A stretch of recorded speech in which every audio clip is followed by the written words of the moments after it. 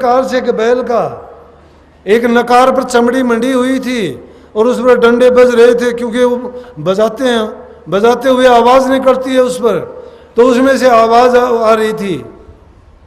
तो महात्मा ने सुनी, उससे क्या आवाज़ सुनी, वो उस पर मंडी हुई चमड़ी बोल रही थी जब उस पर डंडे लगते थे। बोला बैल बने हड़ में जुते, कि सुन ले मेरा हाल जो मैं चमड़ी हूँ।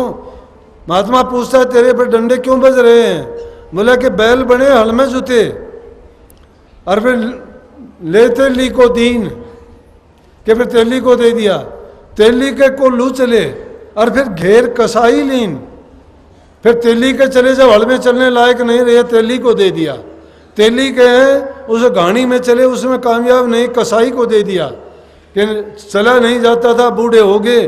कसाई ने क्या किया कि मांस कटा बोटी बिकी और चमड़न मंडी नकार, कि मांस कट कट के तो हमारा बिक गया बोटी बोटी, और चमड़ा जो था उतार के इस नकार पर मंड लिया।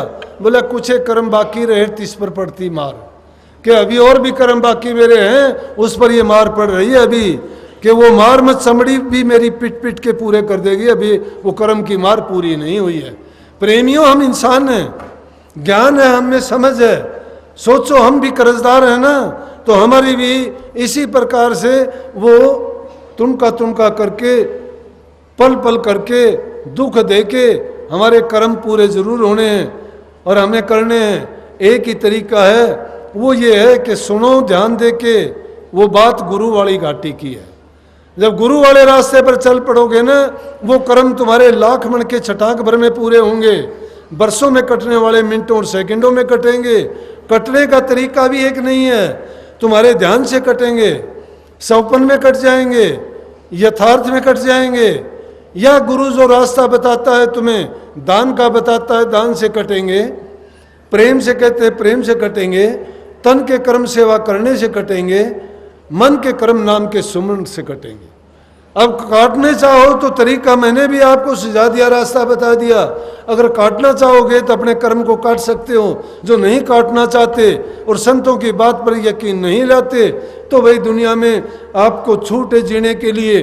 कोई किसी को मना, जब परमात्मा ने ही आपको इतनी छूट दे दी कि कुछ भी करो स्वतंत्र हो, तो किसकी ताकत है। लेकिन एक बात बताऊं, गुरु जो हमें बात बताते हैं उनकी बात निस्वार्थ होती है, किसी से फीस नहीं ली जाती इसकी। सबको इसलिए बताते हैं कि वो सतपुरुष का हुक्म है, संदेश है उनके लिए। सबने कहा है, मोहम्मद साहब ने कहा है कि मैं खुदा का संदेश लेके आया हूँ, ईसा मसीह ने भी यही कहा है।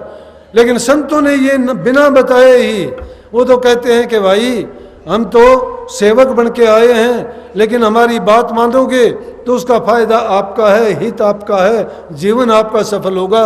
अगर नहीं मानोगे तो कष्ट दुख जो भोगने पड़ेंगे उसका और कोई तुम्हारा दुख बटाने वाला नहीं, तुम्हें खुद कोई भोगने पड़ेंगे। इसलिए प्रेमियों, आज समाज की हालत बिगड़ती जा रही है।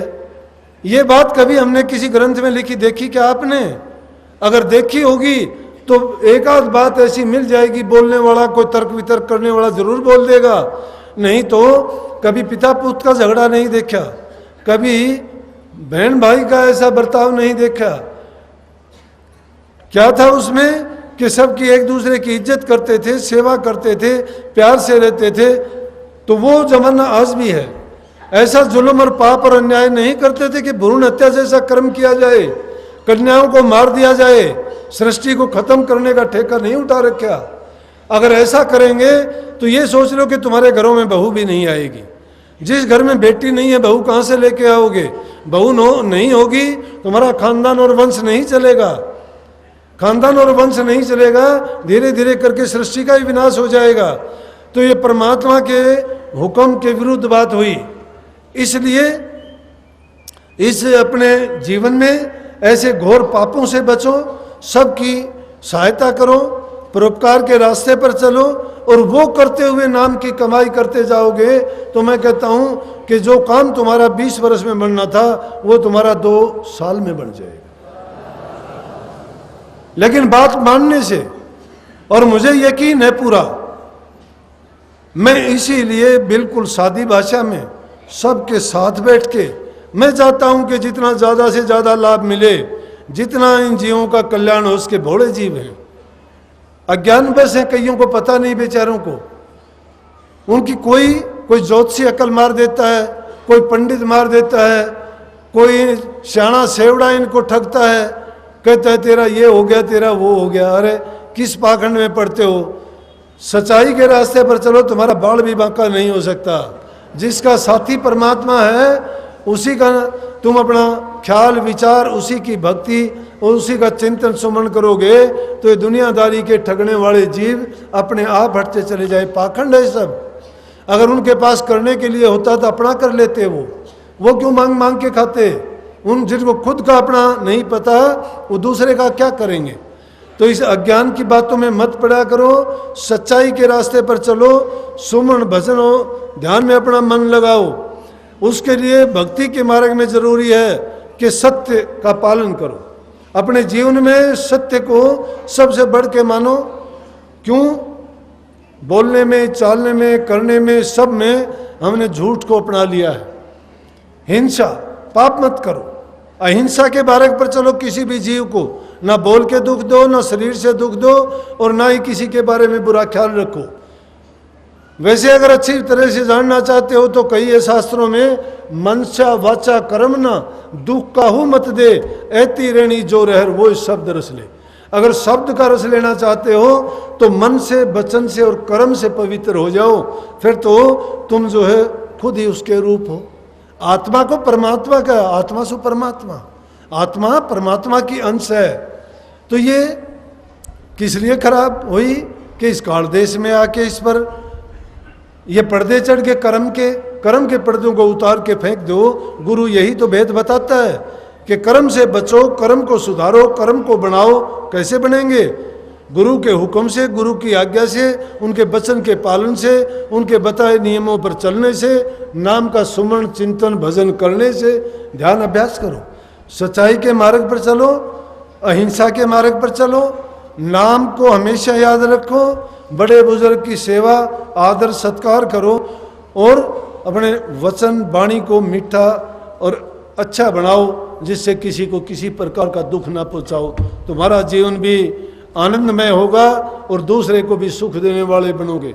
जहाँ सुख होगा वहाँ सब चीज़ें हैं, जहाँ शांति होगी वहाँ भजन भी है और आदमी का मन भी लगता है। जहाँ शांति नहीं है, जहाँ बूढ़े बुजुर्ग की इज्जत कदर नहीं होती है, उनकी बात नहीं सुनी जाती है, प्यार जिस घर में नहीं है, वहाँ यूँ समझो कि नरक का बासा हो जाता है और ये सब जीव बर्बाद होते हैं। वहाँ भजन भक्ति खत्म हो जाएगा।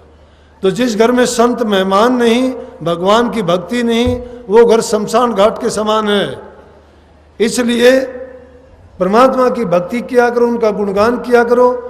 संतों ने परमात्मा का ही तो गुणगान किया है, उन्हीं का तो गुणों का बखान करके हमें जगाया है और उसी को जानने के लिए हम उस सही रास्ते पे चल के अपने जीवन को बनाते हैं। इसलिए प्रभु का गुणगान किया करो और अपने बुरी बात और बुरी आदतों को त्यागते चलो, जीवन हमारा सफल होगा। सबको आशीर्वाद मालिक आपको सद्बुद्धि दे। हमने अपने गुरु से सीखा है, इसलिए कहता हूँ मैं, गुरु ने जो बताई मैंने उन बातों को अपनाया है।